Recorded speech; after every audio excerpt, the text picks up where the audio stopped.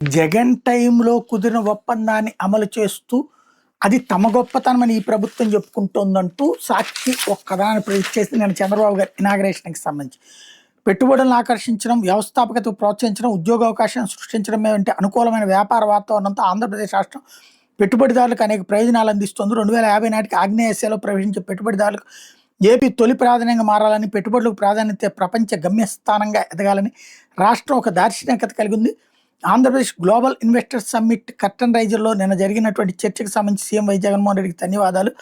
ఇది revenue power chairman CEO Sumanth Sinha గత YSRC ప్రభుత్వంలో విశాఖలో జరిగిన గ్లోబల్ ఇన్వెస్టింగ్ సమ్మిట్లో అప్పటి సీఎం వై జగన్మోహన్ రెడ్డితో సమావేశం.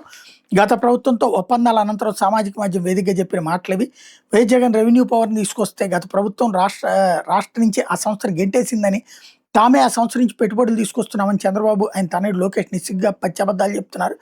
క్రెడిట్ చోరీ నాటకంలో తండ్రి కొడుకులు పోటీ పడుతున్నారు, కానీ నెటిజన్లు వాస్తవాలను బయటపెట్టి సోషల్ మీడియాలో వాళ్ళని ట్రోల్ చేస్తున్నారు అన్నది హైలైట్ చేసుకొచ్చారు.